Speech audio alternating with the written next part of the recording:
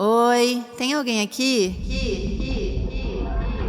Esse queijo tem esse cheiro ou ele tá podre? E se eu fosse a Camila com K? Será que o Arthur sabe que eu minto? Gente, karma existe? Ai, tô noiada. Oi, meu nome é Camila Frender, sou podcaster, escritora e roteirista. E esse é o meu podcast É Noia Minha? Sempre acompanhada, eu debato as minhas paranoias que eu já sei que são as mesmas que as suas. São, né? Ai, gente, será que não? Cada dia mais noiada. Gente, vem ouvir se isso aqui é noia minha.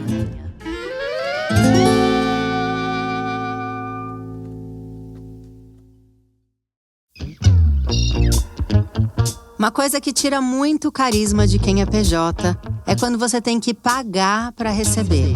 Tipo quando você fecha um job em dólar e daí a moeda cai, você ganha menos, as taxas de conversão são altas. Então deixa eu te falar da Wise Empresas, a primeira conta PJ do Brasil que permite transações em diversas moedas para que você não perca mais dinheiro. Dá para receber na moeda que você quiser e fazer a conversão quando a moeda estiver valorizada. E sem pagar taxas excessivas. Vai lá conhecer a conta Wise Empresas e abra a sua conta PJ para receber dinheiro sem perder dinheiro. Mais uma noia minha! E aí, noias, como é que vocês estão? Vocês estão se cuidando direitinho? Vocês estão bebendo água? Vocês souberam, né? Que eu tô energizada. Tão energizada que eu tô com cristais nos rins. Olha que vibe boa. E o filtro solar? Você já passou hoje? Tá? Vamos lembrar de respirar? Porque a gente não lembra de respirar. Você respirou hoje já? Dá uma respirada fundo aí, vocês dois. Olha como é bom lembrar de respirar. Tá? Eu agora também tenho um filho que é um mini adolescente, já tem 7 anos. Tenho um marido que eu amo, uma enteada maravilhosa, meus pets, meus amigos. E o foco do episódio hoje é que eu também tenho uma avó querida, uma mãe maravilhosa, que todos conhecem como Gogó.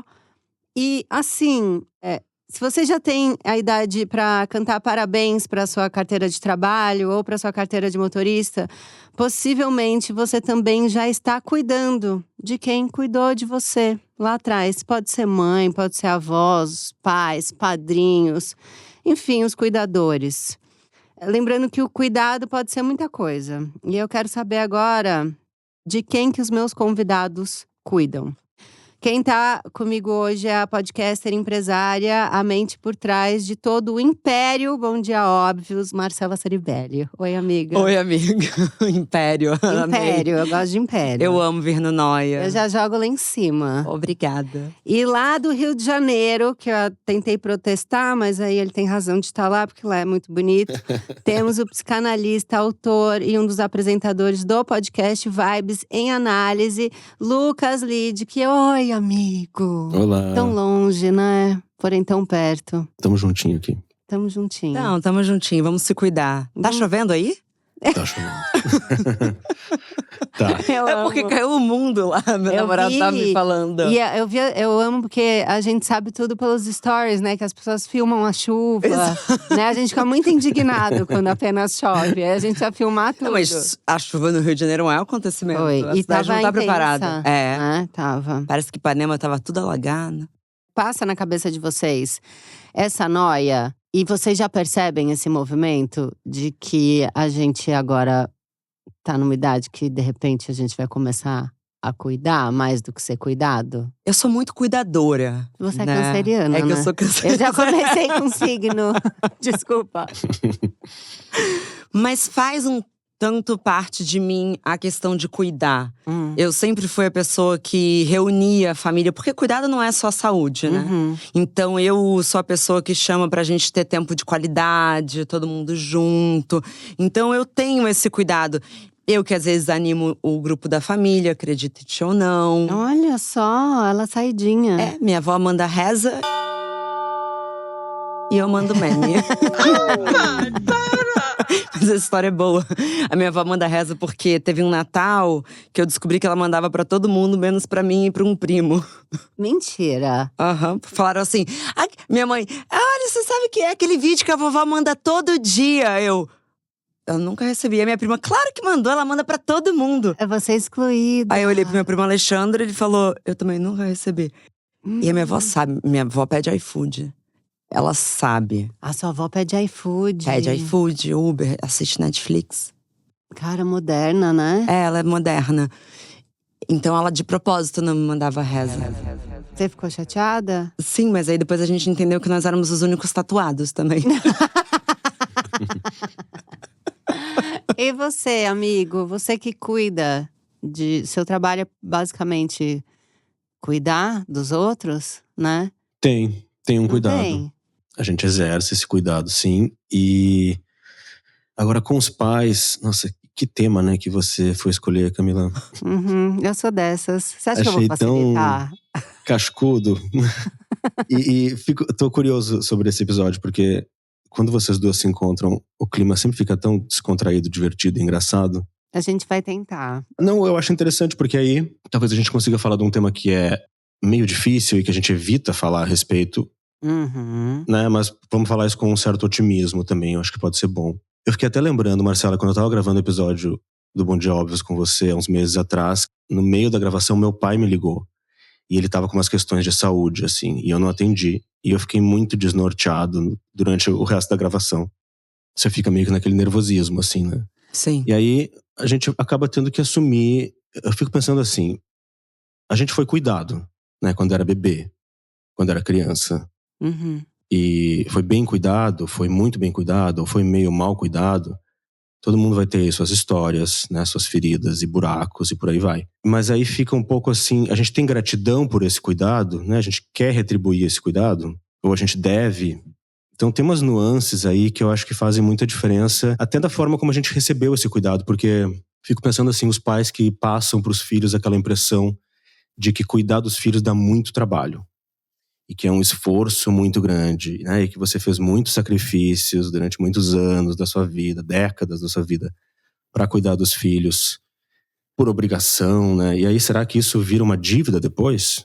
Né? Os filhos vão ter que cuidar dos pais por dívida, por culpa? Chega uma hora que talvez a pessoa nem sabe mais direito se ela quer cuidar dos outros ou não, sabe? Porque vem uma pressão e um dever que pode azedar um pouco o nosso querer cuidar, né? Sim. Você falou isso de gratidão. Eu fiquei muito pensando, né? A gente interpreta assim, é uma gratidão ou é uma obrigação, Exato. né? Nossa, eu acho que depende muito do que foi construído até ali. Eu tenho muita dúvida do quanto que a gente precisa cuidar. Eu sei que existe um conceito de abandono de incapaz também. Sim. Mas o quanto que a gente precisa cuidar de alguém que não cuidou da gente? Porque é muito difícil você reconstruir um vínculo que não existe. Eu conheço tantas pessoas que a maior intimidade que foi construir com os pais foi com eles no hospital. No final da vida, doido. assim. É um caso… Eu conheço algumas pessoas. Sim. Mas eu vou puxar pra minha relação que é mais próxima, que é com a minha mãe. Eu acho que eu vim construindo o cuidado com a minha mãe já numa quebra ali eu tinha 9, 10 anos quando minha mãe teve síndrome do pânico. E eu comecei a cuidar dela porque ela começou a ter crise de pânico comigo, então no meio da marginal. Então assim, eu lembro das primeiras sensações de cuidar da minha mãe. Sim. E eu acho que esse foi meu baque lá atrás. E eu acho que… Aí vou tirar a casquinha de psicanalista. Com 10 anos, a gente tá também construindo o nosso entendimento do eu, né? É um acontecimento forte pra esse período. Eu não sei por quê que eu gosto de cuidar, mas sei que eu cuido. Minha mãe passou mal recentemente, não, acho que tem 1 ano e meio. E aí meu irmão, que mora fora do Brasil, tava no Brasil, tava no Rio de Janeiro, que é onde minha mãe mora, e não foi com ela pro hospital. E eu liguei. Amiga, eu causei de um jeito. Eu falei, como que você deixa a mamãe sozinha? Porque minha mãe é uma mulher muito jovem, entendeu? Porque juventude, pra mim, não tem a ver com idade, né? Sim. Ainda mais com a cabeça, ela tem os mesmos valores. Então, ela parece muito autossuficiente. Ela é autossuficiente. Ela é bem autossuficiente. Nós sabemos. Mas eu quero cuidar da minha mãe. Mas não é o mesmo jeito que eu gostaria não tenho a mesma relação com meu pai, por exemplo. Sim. Que barra de episódio, Camila! Eu vou me explicar. Eu quis falar sobre isso, porque isso é uma coisa que passa muito na minha cabeça. Por quê? Eu já perdi meu pai. Sim. E eu sou filha única. A gente que se fudeu. Você entendeu? E aí eu preciso conversar e falar disso, porque começou a ficar uma coisa muito grande pra mim, assim. Sim. E aí você contou essa passagem da sua mãe, que teve síndrome do pânico, e a minha mãe também teve. Eu era um pouquinho mais velha, eu tinha uns 14, mas era a mesma coisa, na Marginal. Mentira. No shopping. Teve uma vez que minha mãe saiu correndo no shopping, começou a dar uma coisa e… Sabe? E eu atrás ali, e senta no carro no estacionamento. Cadê meu sapato? Sabe? Não, tá ali. Sabe uma coisa… Sei perfeitamente. Super assim. E a minha mãe também teve um problema que é… O silicone da minha mãe estourou. Quando eu tinha uns 9 anos. Perto da sua idade, cuidando da sua mãe. Uhum. E… Enfim, né, ela tinha colocado jovem ainda. E então era uma técnica muito antiga, que não se usa mais. E a minha mãe teve que fazer 7 cirurgias, uma por ano, pra fazer uma raspagem, né? Tirar esse resto de resíduo do corpo. Sim. E eu tenho uma memória muito grande, assim, de todo ano, durante 7 anos… ser a pessoa que lava o cabelo, seca o cabelo, prende o cabelo. Porque ela ficava imobilizada, que ela não conseguia levantar os braços, né? Porque era ali no peito. Sim, vai até aqui. Então eu lembro muito de já cuidar muito cedo também das pessoas, né? E ter essa… hoje em dia, essa obsessão por bicho. E tá sempre… sabe, pegando um pet, cuidando de um pet e o assunto e tá nessa pauta de… não, ele precisa de ajuda, e, sabe, pegando essa… E às vezes eu falava assim, mas por que eu fico, sabe, com essa loucura de ter sempre alguém pra cuidar, ter sempre uma coisa pra cuidar, eu não… Porque muita gente, quando perde um bichinho… fala, não quero mais saber. Não quero mais saber. Você foi rápida e já pegou outro. Não, mas eu acho que é bonito. Tem algo vivo dentro de você. Sim. Mas aí eu juntei isso com também aquela entrevista que foi super polêmica da Paula Bulamarque, que ela fala: eu não tenho filhos. E eu talvez quisesse ter tido filhos, porque quem vai cuidar de mim? Né? E aí ficou aquela mega discussão. Então peraí, a gente tem filho só pro filho cuidar da gente, que é isso que a gente começou no episódio. E aí eu fiquei com isso na cabeça, assim, e cheia de noias, que além de ser minha profissão, é meu sintoma. E aí, por isso que eu quis trazer o episódio mesmo, porque talvez eu me sinta muito sozinha dentro dessa minha função cuidar, porque eu queria muito poder ter um irmão pra ligar e brigar com ele, que ele não foi no hospital com a minha mãe. Amiga, tá bonzinho. Tem eu. De fato, muda tudo ser filho único. Eu nunca pensei nisso, ainda mais tendo um irmão gêmeo. O seu é gêmeo, é verdade. Eu sempre esqueço que ela é gêmea. Então tem uma vida meio… sempre teve, né? A divisão, assim. Então, é muito diferente. Meu irmão tem um cuidado muito grande com meu pai, por exemplo. E aí eu fiquei pensando no Lucas… porque eu acho que é um tema que a gente evita falar. E é um tema que a gente evita pensar. E eu tô no momento com uma avó de 97 anos. Ela tá ótima. Mas é o ótimo de 97. Que é um ótimo muito diferente do nosso ótimo. E aí eu comecei a entrar em contato com coisas que eu queria ter discutido e me preparado melhor. Pra conseguir ter me organizado melhor, sabe? Eu deposito, né, um dinheiro pra ela. Mas como é que ela vai ao banco agora? Então, pera, eu tenho que pegar todas as contas dela e pôr no débito automático. E aí, tem uma pessoa que fica de dia, tem uma pessoa que fica à noite, tem uma pessoa que é folguista. E aí, será que é melhor eu ver uma casa de repouso? Mas casa de repouso não é uma coisa que uma bruxa faria e colocar… Aí eu fui visitar a casa de repouso. Sabe? Como foi? Eu fui numa… Eu amo fazendo publi agora de casa de repouso. Mas eu fui em uma que eu achei maravilhosa. Que eu tinha uma outra…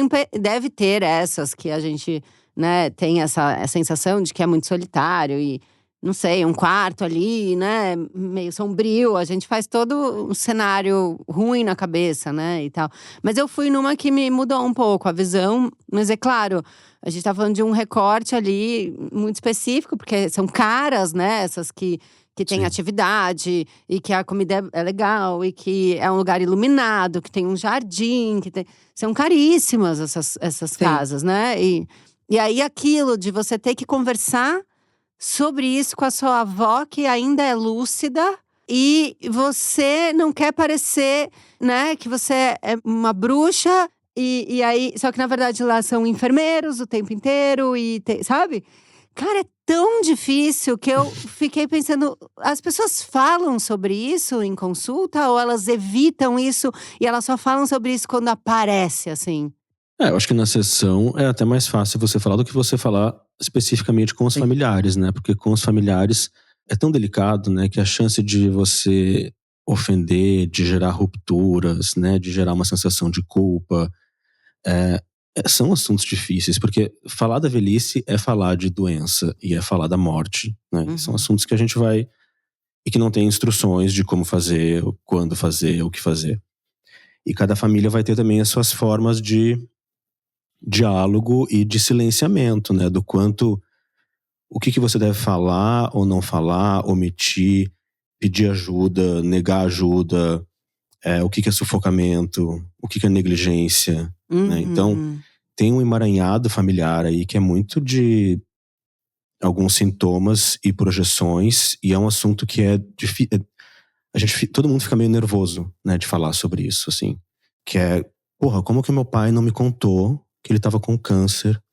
E como que eu só descobri isso agora, não sei quantos meses depois, sabe? Sim. E aí tem os outros familiares que entram no meio e que contam uma coisa que não era pra contar, e tá todo mundo dando palpite, fazendo fofoca. E não tem muito certo e errado, né? São várias pessoas que se amam, mas também têm afetos complexos ali, e que estão tentando enfrentar a iminência da morte de alguém, que vai acontecer. E tem uma troca de autoridade que é muito… É muito desafiadora, porque… É você falar pra quem cuidou de você, pra quem você seguiu ordens a vida toda. Não, agora eu sei o que é melhor pra você. Nossa, isso é muito difícil. E tanto pra quem diz, como pra quem recebe. Que é o primeiro momento da infantilização.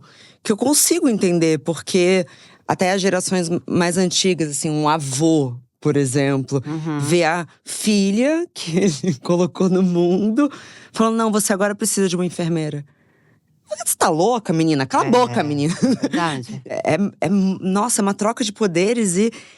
Não só da coisa da saúde, pra não ficar tão mórbida. É morte minha, né? Só pra gente tentar… Dá um pouquinho, um tomzinho de humor. Vamos fazer um… Pronto. Né? Pronto, aliviou a tensão. Aliviou. Mas, por exemplo… Ajudar financeiramente. Olha o que eu acabei de escrever aqui. Amiga, graças a Deus. Vamos sair desse túmulo agora. Cara, eu acabei de escrever isso, porque além da dificuldade de você virar pra pessoa e falar, olha, não, agora eu sei o que é melhor pra você, e a gente vai fazer dessa maneira, né? E tem sempre a resistência, porque mudar é muito difícil, né? Imagina mudar a rotina que você levou de uma maneira independente a vida toda. É dificílimo. E, além de você ter que ter essa conversa, você tem que convencer a pessoa. Às vezes você tem que não convencer, mas só apenas fazer o que é o melhor pra ela. Porque às vezes ela não tá, né, numa situação de realizar isso. Você também tem limitações financeiras, porque envelhecer é muito caro. Muito. A gente tá falando de… Quando tem plano de saúde, a gente tá falando de um plano de saúde caríssimo. A gente tá falando de uma rotina de exames mais intensa. A gente tá falando de remédio. Então, além da gente não conversar, eu acredito que a gente não se planeje financeiramente pra isso também. Acho que a gente pensa muito mais nos filhos. E o que eu vejo de pessoas próximas que… sustentam os pais, né? Não só ajudam. Sim. É uma sensação muito misturada dentro. Já ouvi de uma amiga falando, mas ele trabalhou tanto. Por que ele não soube cuidar do dinheiro dele? Tem uma frustração que é uma quebra também, que é… Você também foi um adulto igual a mim. Por que você não soube ser um adulto melhor? Sabe? Sei. Então como é que você me exigiu que eu fosse essa adulta tão boa se esse tempo todo você não foi? A minha revolta é assim, porque essa minha avó, ela é mãe do meu pai. E o meu pai já morreu. E aí eu fico assim, cara… Você me deixou aqui na roubada. Tipo, era você que tinha que estar lidando com a vovó. Agora. Você sente um pouco de raiva do seu pai? Eu sinto muitas raivas, assim. Porque eu acho que eu me dava muito bem com meu pai. Ele era muito parecido comigo, assim. E ele foi embora muito cedo. Meu pai tinha 59. Muito novo. Então eu já fico puta porque ele foi embora muito cedo. Sabe? Aí tem as decisões que eu acho que eu devo tomar. E aí, aquela sombra, eu sempre falo isso. A gente tem essa coisa de… Quando a gente é adolescente, os pais estão sempre vigiando a gente, né? Daí, a gente cresce e se torna um ser independente. Mas a opinião do pai também ainda conta, né? Do pai, da mãe e tal. Por mais que você tenha, assim, sua autonomia, sua grana e tal… né? Você quer dar o orgulho, você quer dar o exemplo, né? Tem aquela coisa que a gente não mata totalmente o pai na terapia, né? A gente trabalha pra isso, mas é muito… Vira e mexe, a gente tá ali fazendo o que seria bom pelos olhos deles, né? Quando o pai morre, por exemplo, que é o caso do meu pai… A sensação que eu tenho às vezes é que ele sabe tudo. Não é que ele sabe às vezes, porque ele tá vivo, ele viu isso e aquilo. Agora ele é como se fosse um ser onipresente, que tudo vê e tudo sabe. E tudo julga. E tudo julga. Então assim, eu tenho que misturar o que eu acho que é bom com o que eu acho que meu pai acharia que é bom pra minha avó. E aí, Lucas? Pois é, né? Por favor, dá um diagnóstico. Que louca.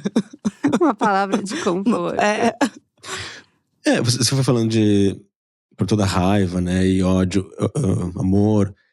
E no fim, tem um pouco disso, assim, do quanto a gente conseguir lidar com essas ambivalências de amor e ódio, de gratidão e rancor, que naturalmente a gente tem com os nossos pais, né? Ou cuidadores. Claro que conscientemente é mais sobre amor, né? Para algumas pessoas, infelizmente, é mais sobre ódio ou sobre mágoa e ressentimento. Mas tem as partes que são inconscientes, né? Isso é um fato, assim. E se a gente não reflete sobre elas e traz um pouco disso pro relacionamento atual que a gente tem com eles ainda em vida, isso fica nos assombrando depois que eles já se foram, né?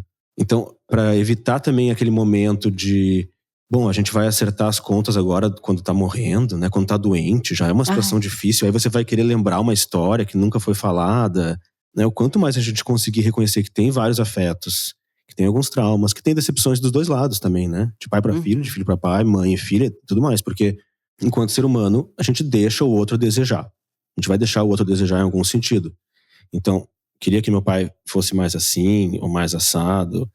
que ele tivesse feito tal coisa, ou que ele não tivesse feito tal coisa, mas cada um foi o que deu, né? Então, não é que a gente tem que passar pano, perdoar tudo, mas nesse sentido, eu acho até que vale retomar um pouco de uns valores mais conservadores mesmo, de família, né? De união, de perdão, porque eles também nos libertam, né? De uma forma meio paradoxal, eles nos ajudam a entender que a gente fez e faz parte de um núcleo familiar, mas que a gente também é um só, e a gente tem a nossa própria vida para além disso. Então, conseguir não ficar tão amarrado, né, tão submetido a esses ideais do que será que meu pai acharia disso, se libertar um pouco disso, assim, fazer isso antes de uma despedida, né, deixa essa despedida menos dolorida, assim, menos sofrida, eu acho. Sabe o que me liberta um pouco disso?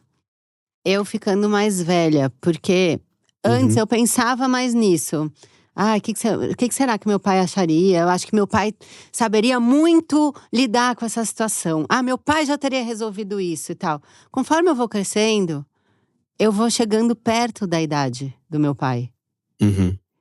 E eu vou sacando que talvez ele também não soubesse lidar com nada disso que eu tô tendo que lidar. Sim. Sabe?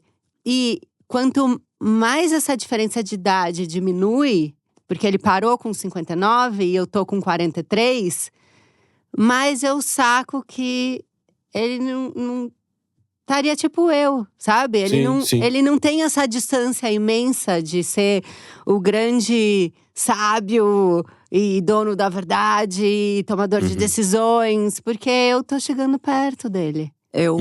Pra mim foi uma grande virada de chave humanizar os meus pais. Isso é foda. Eu adoro ver foto deles mais novos.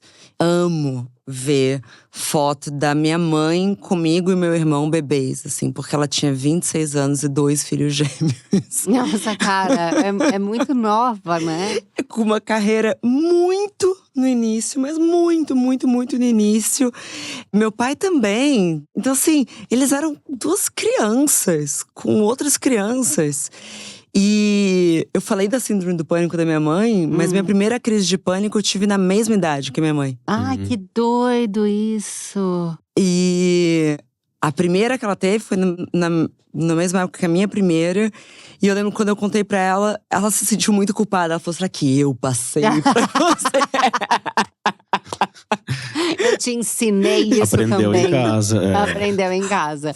Os valores, né, da família. Educação, bons modos e pânico.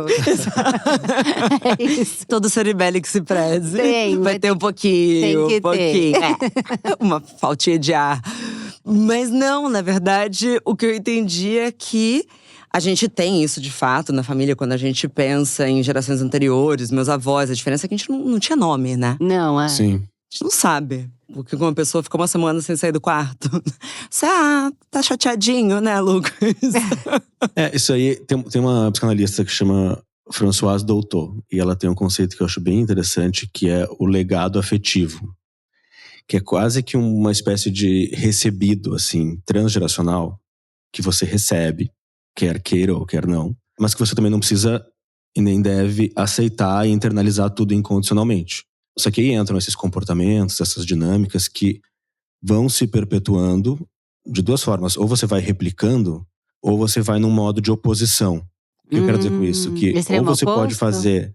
ou você faz exatamente igual a sua mãe, ou você faz exatamente o oposto do que ela faz. Olha. Só que mesmo quando você está fazendo o oposto, é muito possível que você ainda esteja operando nesse eixo, né? Você está usando o mesmo referencial. Você quer fazer diferente. Só que será que é uma decisão isso? É deliberado? Ou você tem alguma margem de manobra de não? É só para não fazer igual, né? Porque aí esse é o processo de você conseguir se desvincular, assim, né? Porque são referenciais tão grandes pra gente que… E aí sim, psicanálise pode pensar em genética também, né? Ou coisa de ambiente, de estímulo e resposta. Mas o grande ponto é que esse legado afetivo, ele não é consciente, assim. E enquanto a gente não falar sobre ele… E é difícil falar, porque…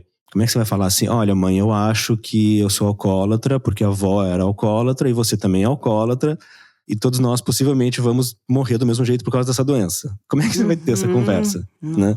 Sem entrar em culpa, sem entrar em ofensa, e você não se tratou, por que você não cuidou da avó? Eu vou ter que cuidar de você. É uma loucura, né? Você falou, você usou o termo, acho que era recebido transgeracional, é isso? Tem um patrimônio eu achei afetivo, engraçado, comportamental. Eu imaginei eu abrindo um recebidinho, sabe? Sim. E aí sai dali, ai, nossa, olha esse recebido. Ai, veio um pânico.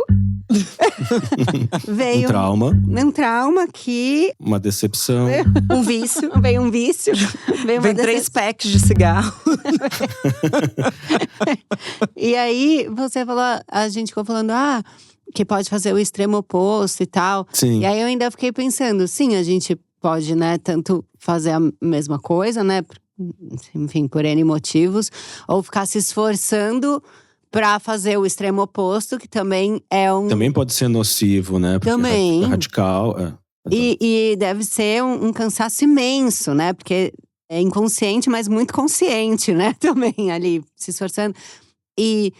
E às vezes você tem dos dois, né? Do pai e da mãe. Então, você tá fazendo isso duplamente.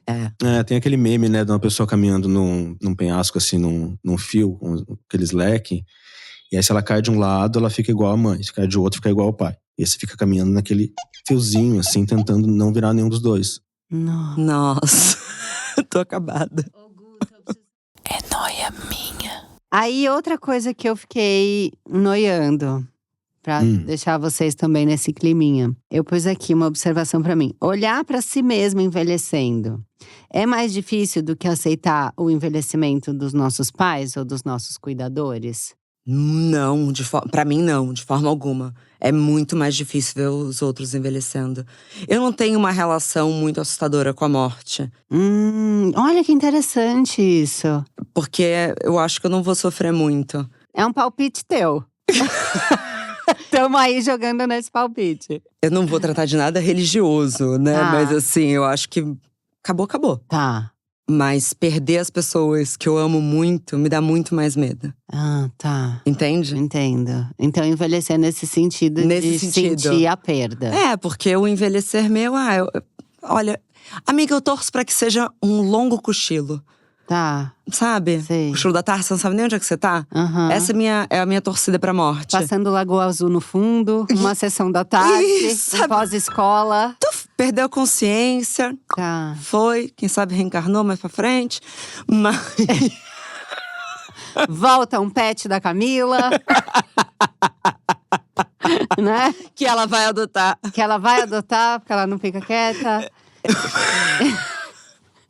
Nossa, eu ia amar voltar como pet do Arthur. É muito bom, ele dorme abraçadinho. Nossa. E você, Lucas? Você tem mais aflição do seu próprio envelhecimento ou dos cuidadores? Talvez um pouco dos dois juntos, assim.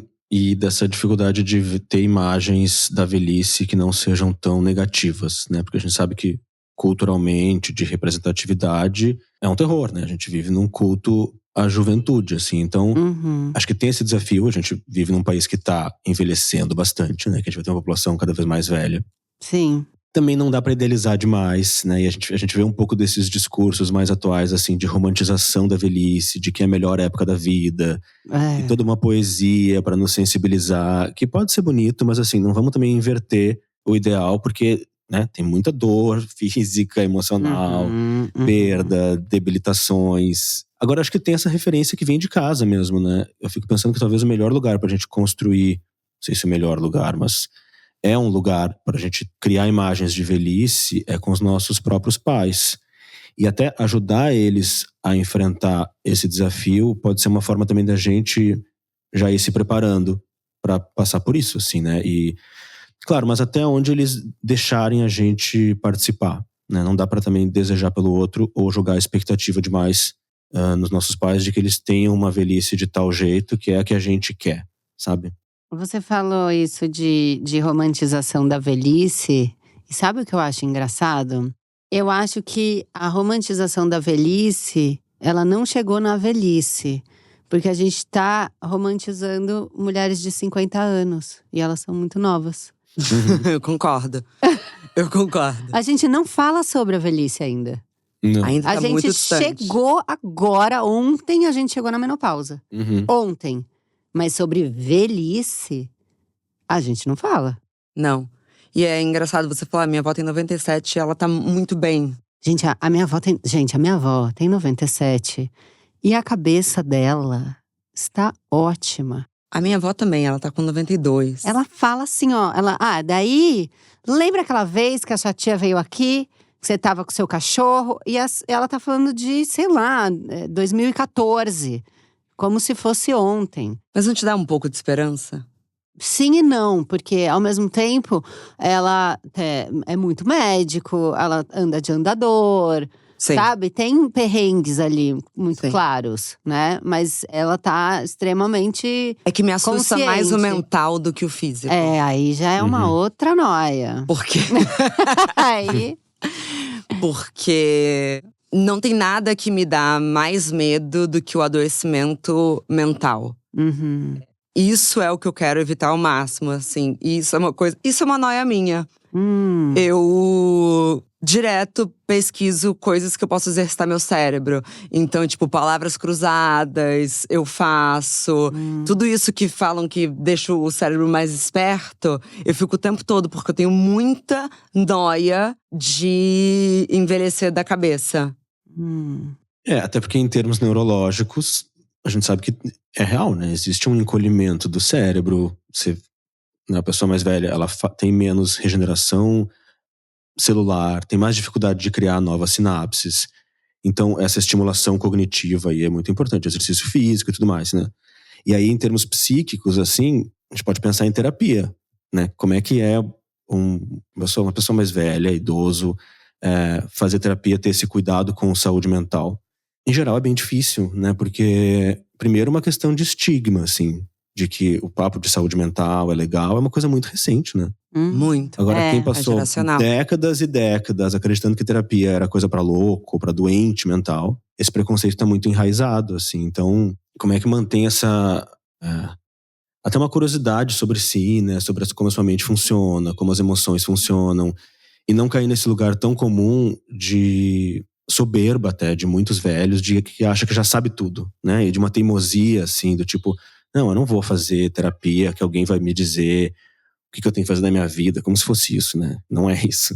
Mas então tem muita resistência, né? De começar uma terapia. Só que tem outro ponto que é tão interessante, assim, que pode ser um estímulo legal para algumas pessoas, que muitas pessoas mais velhas, têm as reminiscências, que começa a ter acesso a várias lembranças antigas da infância. Cara, jura? Eu nunca ouvi falar disso, que coisa legal. Começa a ter umas lembranças muito espontâneas, é uma coisa meio nostálgica, sem saber por quê. E isso desperta vários afetos, positivos e negativos. E isso pode ser muito rico para você trazer numa análise. É quase como se fosse a sua mente dizendo assim, são as suas últimas chances de lembrar de algumas coisas que você não lembrava há muito tempo. E você pode elaborar isso agora, né? Entender o que significou, dar sentido, dar um novo direcionamento, fazer isso em sessão, né? Fazer isso em análise. Até porque, se você pensa, a maioria dos adultos passa o dia inteiro tão absorto pelo presente, pelas demandas, correria, não sei o que chega na sessão e fala, eu não lembro de nada da minha infância. As pessoas não lembram nada da infância delas? Tem muita gente que não lembra nada. Eu faço muito exercício e eu fico fazendo com o Arthur agora. Esses dias eu tava pondo ele pra dormir, e aí eu falei, filho, qual que você acha que é a coisa que você lembra, assim, mais antiga? Mais assim, antiga. Você era pequenininho. Aí ele ficou ali, ele falou, mãe, eu lembro quando eu joguei a chupeta pela janela. E ele tinha 2 anos e pouquinho. Ai, bonitinho. E a partir daí, né, que tem memória. Antes disso, não tem mesmo. Eu não sei, eu tenho flashes assustadores. Eu tenho a minha memória mais antiga. E aí vai mostrar a minha idade. Meus avós, tenho família do interior, né? Meus avós moravam numa chácara. Eu lembro da sala da chácara e rolando chacrinha na TV. Terezinha! É a minha memória mais antiga. É o chacrinha. É o chacrinha. Bonitinho, né? Muito! E eles dizem que eu devia ter ali no máximo uns 4 anos. Muito petitica. Muito pequena. Mas sabe o que eu fiquei pensando também, enquanto o Lucas falava? Que a gente tá falando sobre cuidado, né? E tem uma cena muito forte na minha vida, que foi quando o meu avô estava internado.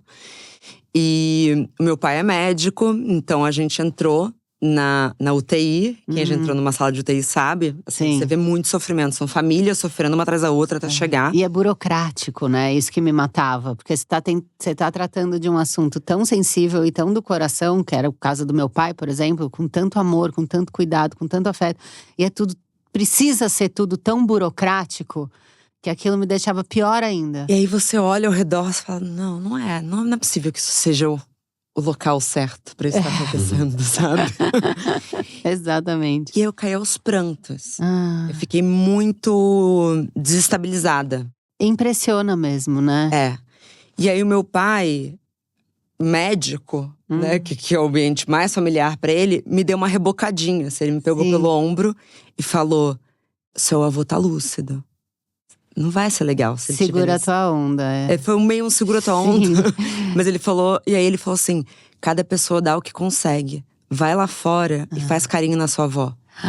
Uhum. Caraca. E foi uma lição muito bonita. É verdade. Porque de fato eu saí, aí eu fui lá fora e aí eu liguei pro meu irmão, que é o amor da vida da minha avó. Ela pode até negar, mas é verdade.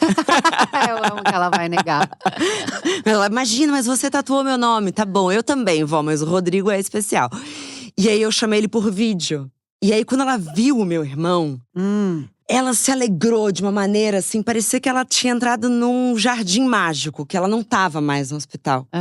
E aí aquilo que meu pai me falou, eu falei: eu sei cuidar da minha maneira. Sim. Eu vou trazer alegria, vou trazer mais afeto. Mas talvez eu não seja a que dá conta de ir ali e vejo os aparelhos. Mas aí tem minha prima Fabiana, que é médica também, agora ela Agora vai a prima Fabiana. vai a prima Fabiana. Mas acho que é legal, pelo menos assim, quis dividir isso porque pra mim foi importante. Acho que tem diferentes papéis dentro da família. Sabemos, né? Eu já entrevistei tanto psicanalista. Cada um assume um papel e foi importante pra mim encontrar o meu. É, muito bom isso. É legal isso. É que essa é a minha atual situação, eu tô em todos os papéis. Então é por isso que eu tô… Tá sendo tão difícil pra mim essa fase, Você sabe? não tem primo? Meu pai era filho único.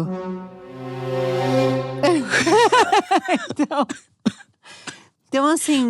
O Arthur vai ser filho único, minha amiga? Eu casei com o Codré, que tem a Luísa, né? Então ele já claro. tem ela como irmã, porque ele tinha 2 anos e pouco, né? E tô com o André há 5 anos, então a grande parte da vida dele, ele já tem a Luísa ali, né? E o pai dele quer ter filhos com a madrasta, né? Eu acho legal e tal. Não tô dizendo que eu sou contra e eu detesto ser filha única, não é nada disso, mas tá acontecendo dessa maneira. Ô Camila, mas como é que é a história do pedir o cuidado? É uma coisa que, como é que vem, é uma coisa que sai de você espontaneamente, proativamente, ou existe uma demanda assim? Camila, vem aqui, faz isso, preciso daquilo. É um pouco dos dois. Não, eu acho que eu sou uma pessoa cuidadosa já, sabe? Eu já presto muita atenção na necessidade dos outros, eu acho. E quando o meu pai ficou 1 ano e meio internado, foi muito difícil. Essa cena que você falou da UTI, foram várias vezes que eu vivi isso, assim. Porque interna e desinterna, agora vai melhorar, e não vai, aquela coisa. Ele teve ali uma conversa comigo do tipo… Agora você tem a sua avó, entendeu? Então ficou ali estipulado que ela precisava muito do meu cuidado. Você tinha quantos anos? 29. E a minha avó, ela também sempre foi muito independente, né? Então, agora é que eu tô entrando em contato realmente com questões muito difíceis, né? De escolher para onde ela vai, conversar que talvez a casa dela não seja o melhor lugar. E daí eu tô falando para uma avó canceriana que ela tem que sair dessa casa. E a casa tem escada, e aí, pô, você tem 97. Tá no elevador, não tira ela de lá. Sabe? Agora que tá… E aí eu me sinto, às vezes, burocrática demais também. Porque é tanta coisa para resolver, porque já tenho uma demanda de trabalho grande, eu tenho filhos, uma pá de pet e questões enormes para ver com a minha avó, né? Virou um RH, porque são 3 pessoas para cuidar dela, sabe? Você tem que falar com essas 3 pessoas. E também é uma questão financeira, preciso me planejar, porque… É caro, né? Manter ela na casa dela, no conforto dela, que é o ideal. Então, assim, eu já nem sei, Lucas, te responder assim, o tanto que… Eu acho que chegou numa idade em que não existe mais o pedido. É uma idade que sinaliza do tipo assim, ó, agora é teu. Assim, Sim, tá entendido. agora é teu. Então, é por isso que eu fiquei… E, gente, sério, obrigada por vocês terem topado um episódio tão difícil e estarem conversando comigo, porque… Parece maluco, mas no Noia eu me sinto muita vontade de falar coisas muito difíceis que eu não falo pra minha mãe, que eu não falo pro Codré, e eu acabo falando aqui… com vocês e com uma audiência enorme. Eu acho que eu tô esquecendo da audiência. Essa história do hospital eu nunca contei pra ninguém. Mas a gente esquece Acho que é eu acho que esse programa tem um poder. Mas, imagina, amiga. E é bonito assim, vulnerabilizar dessa maneira, assim. Eu acho que a gente que leva muito tudo na piada… Não, e tem que levar um pouco também, né? Mas parece que tem um acordo entre vocês aí que, por mais que seja dolorido e trabalhoso, cansativo e às vezes solitário pra você, que funciona também, assim, entre vocês, né? Porque tem muitos casos onde o conflito se dá porque tem pessoas que, independente da idade, não gostam de ser cuidadas. Né? Ou não aceitam isso, não conseguem pedir ajuda, se sentem invalidadas, acham que vai criar um peso e um estorvo pro outro, né? Então, e aí acaba virando um estorvo de outras formas, porque tem um jeito meio inconsciente de chamar atenção, né? Sabe, fazer um jogo que não… indireto, sim. assim. E no fim, é sobre conseguir ter uma certa transparência, assim, né? De olha, tô doente, ou tô sem dinheiro, mas… não vou falar porque eu não quero preocupar. Isso é uma intenção boa, mas também é meio condescendente, assim, sabe? Parece que tá tratando os filhos como crianças ainda. E não como adultos que poderiam estar lá te dando um apoio. Porque todo mundo precisa de apoio, em algum momento da vida. Sim. E no final da vida parece tão inevitável quanto no começo.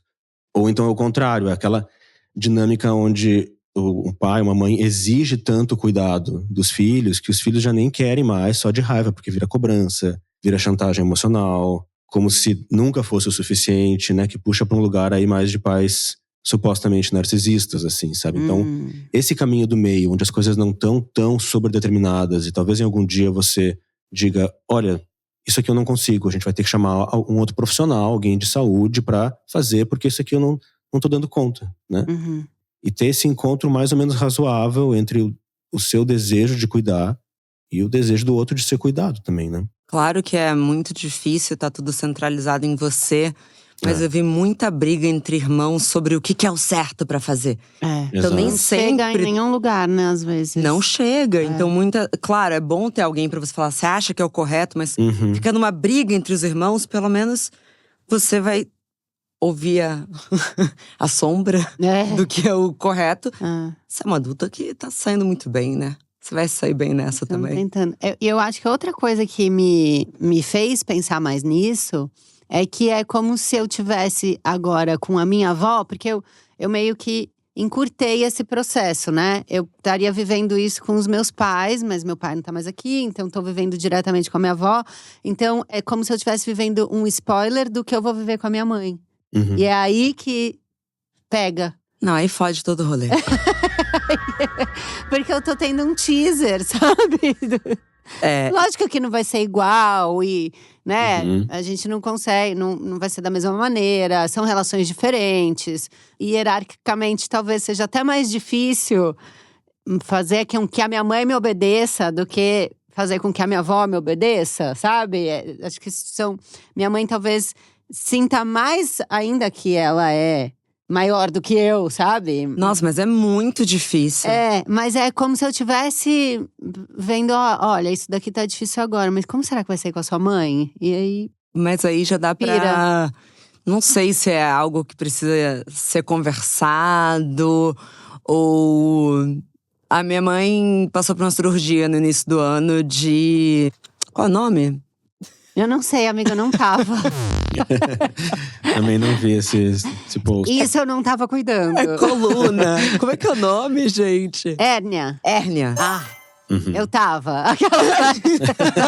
Era eu, então. A gente tava embarcando pro Natal, porque a gente passa o Natal com a minha família do Sul. E minha mãe começou a sentir uma dor que ela não conseguia se mexer. Ai, que bizarro. Sim, foi muito rápido. Escalonou em 48 horas. E eu falei, a gente não vai. Falei, mãe, a gente não vai, você tá passando mal de dor, a gente precisa ir pro hospital. E ela olhou pra mim e falou, Marcela, pega as malas, vamos. E aí eu peguei. Obedecendo, porque é filha. Aí eu obedeci minha mãe. E eu passei o Natal no hospital. Ela passou por uma cirurgia no início do ano. E foi exatamente isso, assim. E aí eu lembro que eu tava saindo da casa da minha tia e falou… Aí falaram assim, mas Marcela, você vai pro hospital? E aí eu respondi do jeito mais canceriano, É claro que eu vou pro hospital com a minha mãe. Ela é minha mãe. Ela é minha mãe. Sabe? Vocês acham que eu vou deixar ela, mas eu passei um pouco por isso, porque até hoje ela fala: não, mas foi bom estar em Londrina naquele momento. Porque ela, Áries, né? Ela não vai admitir. Cheia de razão. Cheia de razão. Mas de fato, o correto seria ela nem ter embarcado. Viu, mãe? Eu falei publicamente. Agora tá gravado, viu? Mas eu obedeci ela, então você fica nesse conflito. Eu não sei quando que vai trocar. Acho que nunca, porque ela é Áries e eu sou Câncer. Acho que nunca. Acho que nunca. Eu perdi já a minha, mas acho que você pode ter mais sorte. A minha mãe é libriana. Acho que então, vai ser mais muito tranquilo. mais tranquilo. E o seu, Lucas? A minha mãe é Libra também. Meu pai é Aquário. Ah, tem um pai Aquário é barra. aquariano. Aquário é barra. O convívio, assim, tem uma sensação de… Cada um também vai ter a sua história, mas que o convívio intenso e contínuo com pais mais velhos, assim, pode ser difícil, né? Porque acho que a gente quase que tem que retomar um pouco a função de colocar alguns limites de tempo para ficar junto, né? De espaço físico. Uhum.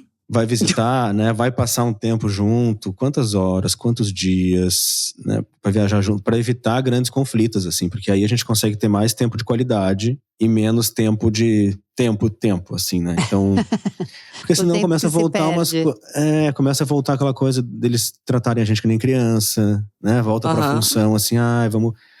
O que é muito irritante. E aí a gente tem que relevar um pouco também, né? Eu acho que tem algumas coisas a gente tem que meio que deixar entrar por um ouvido e sair pelo outro e ter mais paciência, assim, porque é normal que às vezes eles fiquem meio regredidos, assim, né? Voltem a se comportar meio como criança ou como os nossos pais, como se a gente fosse criança. E ver o que vale a pena enfrentar enquanto conflito e o que talvez seja melhor deixar assim também, né? Sim, tem toda a razão, que almoço maravilhoso, deixa que eu lavo a louça. Né? Ao invés de querer assim, não, pai, mas olha só, o mundo mudou, deixa eu te mostrar aqui esse artigo, saiu uma pesquisa, sabe? Ai, não. Porque aí, né, tem uma… E é muito louco, assim, porque a gente tem uma admiração idealizada, muitas vezes, dos nossos pais, nem sempre, mas às vezes, de que são pessoas muito fortes, né, muito trabalhadoras, muito inteligentes e tudo mais. E com a velhice, algumas dessas coisas a gente vai testemunhando um pouco de uma certa degradação de algumas coisas, né, a ponto às vezes de ficar até meio irreconhecível, assim. E aí você vai tendo que meio que se despedir dos seus pais enquanto eles estão vivos, sabe? Tem meio que um luto em vida, assim, de algumas coisas que eles não têm mais, né? E a gente vai ter que aceitar isso, assim, não ficar tentando… Não, mas vamos viajar. Não, mas eu tô cansado. Né? Ou começa a ficar meio com medo do mundo, medo de conhecer coisas novas e vai ficando mais recluso, assim, ou meio dono da razão, né? Meio, não, eu sei de tudo já. Ou meio assustado, né? Porque se a gente se assusta com as mudanças do mundo, com a quantidade de coisas que a gente tem que se adaptar, eles já estão vendo isso há tanto tempo. Chega uma hora que é assim, me deixa ficar meio alienado mesmo. Eu acho que deve ser muito esquisito essa coisa que você falou. A gente se assusta com as mudanças do mundo, né? Às vezes eu falo frases que eu acho tão engraçadas. Eu já falei essa frase aqui algumas vezes, que eu tava andando na rua e o André, a gente tinha mudado, a gente tinha ido morar junto, eu já tava no bairro há muito tempo. E a gente passou na frente de uma loja, eu falei, olha, tá vendo essa loja de vestido? Ela antes era uma loja de cozinha e antes ela era o correio. Aqui ficava o correio. Sabe essa coisa de você… Já viu a coisa se transformar várias vezes? E aí, eu fico imaginando mais velho, a vida que a gente estava acostumada, ela foi sendo apagada, né? Os lugares que a gente visitava não existem mais. As pessoas que a gente convivia, às vezes não estão mais aqui, né? Então, essa sensação de você… Até quando eles estão dispostos a ficarem se atualizando, né? E o correio virou uma loja de cozinha e que agora… mas… A morte da curiosidade é a primeira morte, né? Eu vejo muito isso, assim.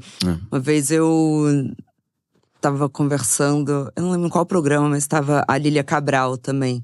E ela falou isso, assim, que ela não envelhece porque ela não para de sonhar e não para de desejar. Isso é muito bom. Então, como que se mantém vivo, né? E eu acho que quando a gente falou sobre a romantização da velhice, e como a gente não enxerga a velhice… Eu acho que a gente também não tem paciência para um outro tempo. Isso é uma coisa que eu exercito muito. Eu adoro falar com vovós, né? Então, assim, é parar e escutar. E muitas vezes eu vejo que, se é uma mesa com muita gente, o idoso fica quase acuado. É, verdade. Porque a conversa é muita gíria, às vezes é um ambiente barulhento. Tem que ser um lugar mais silencioso, senão fica muito confuso. E faça perguntas. Isso que você falou das memórias que começam a surgir é uma das coisas mais interessantes. Que legal, não é isso? É de fato perguntar assim: quem foi seu primeiro namorado, vó? Me conta. E aí, ela se sente do nada, você vê a sua avó fofocando com você como se você estivesse no recreio da escola. Muito legal. Sabe? E eu faço muito isso, eu escrevo tudo depois. A minha avó mal sabe, ela tem uma biografia. Porque é muito rico, porque tem algo dela em mim. Psicanaliticamente falando, energeticamente falando, sei lá. Então, eu adoro conhecer mais ela. Eu adoro imaginar minha avó com a minha idade. Com 3 filhas. Deus me livre. Exausto. O que você ia falar, Lucas? Não, eu fico pensando também uma história… É isso, né? Cada um vai ter o seu ritmo de envelhecimento. E também a gente não pode… querer imprimir que a pessoa se mantenha fazendo tal coisa. E é isso, né? Você para de trabalhar, se aposenta, você não tem mais filhos pra cuidar. Como é que você vai se ocupar, né? A cabeça, a sua vida. Eu acho que surge muitas questões aí. E aí eu fico pensando uma coisa também do casal, assim, de um casal de velhos. E de como que é envelhecer juntos. Como que é encarar esse processo de envelhecimento juntos. Com qualquer idade que seja. Pode ser, inclusive, com 40 anos de idade e já tá se sentindo velho. Os dois ali pensando, bom, e aí?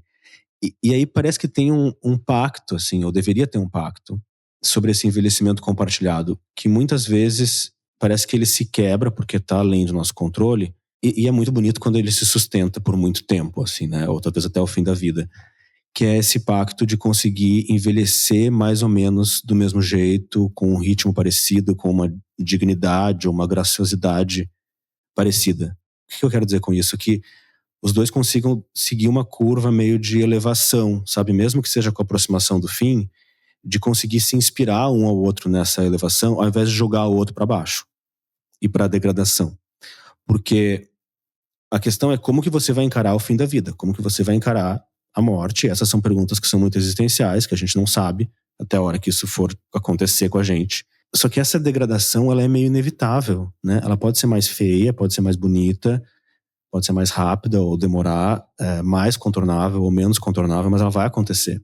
Que é você perder energia para fazer as coisas, perder um pouco da curiosidade ou da coragem, de querer descobrir coisas novas, essa renovação que vai nos mantendo vivo, assim.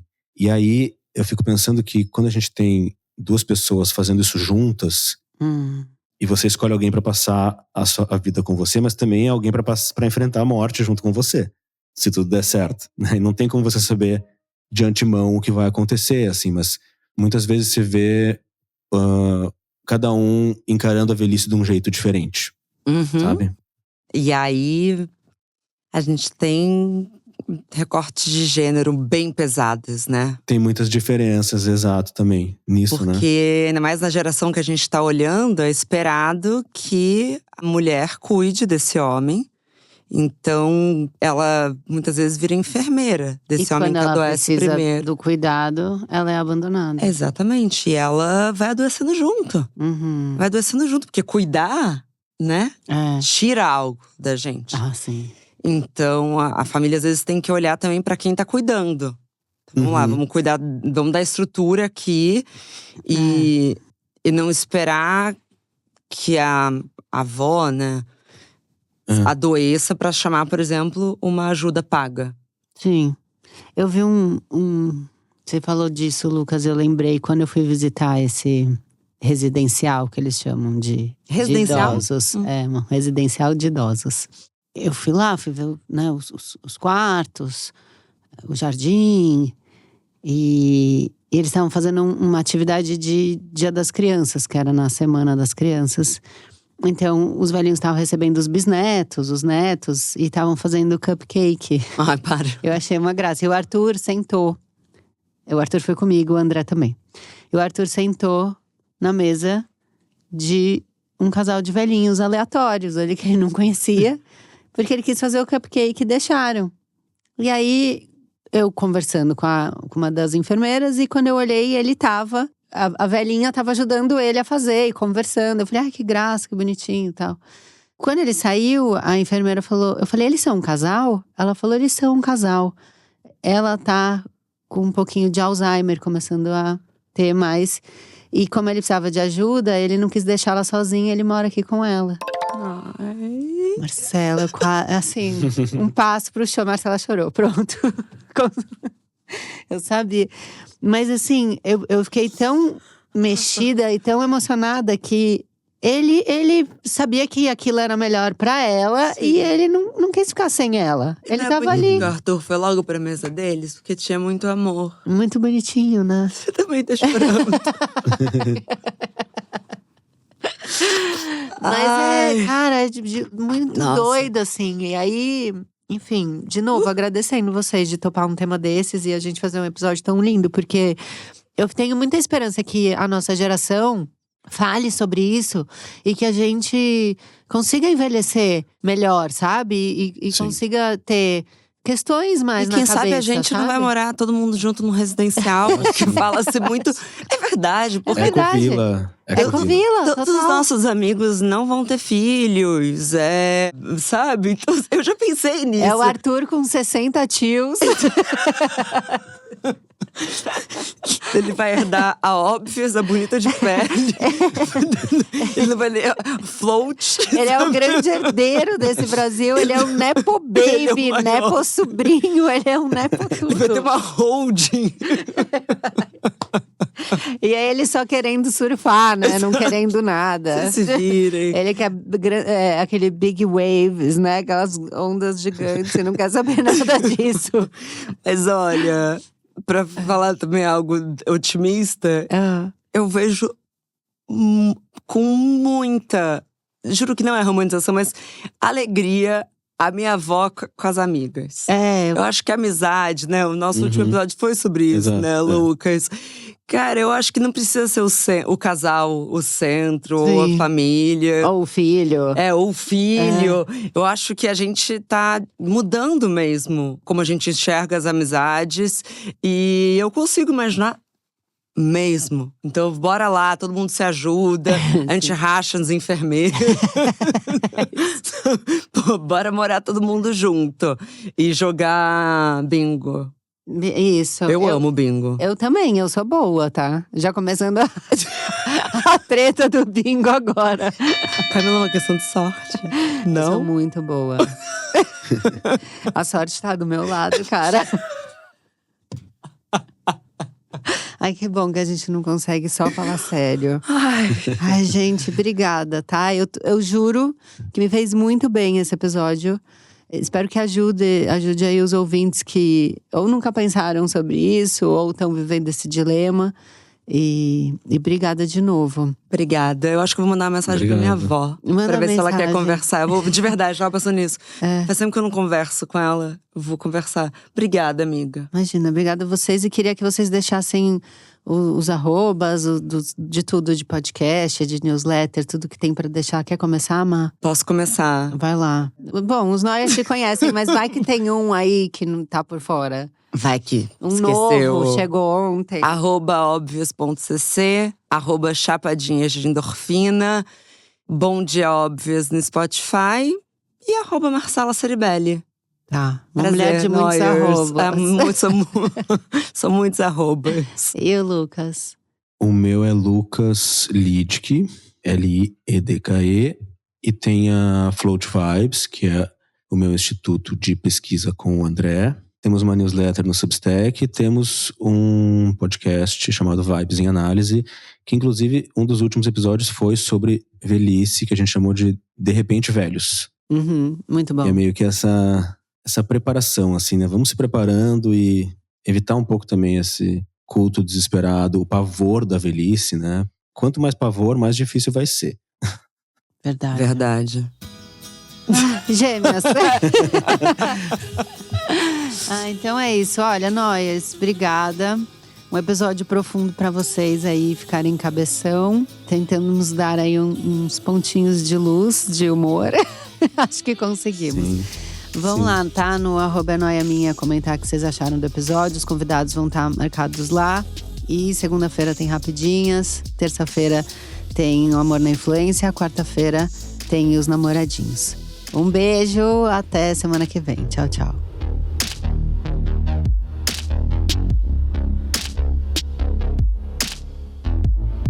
É Noia Minha é um show produzido e gravado na Zamundo Studio. Roteiro meu e da Mari Faria. Produção de Bruno Porto e Mari Faria. Ilustrações, Ale Calco. Trilha sonora por Zamundo Studio. Até o próximo episódio.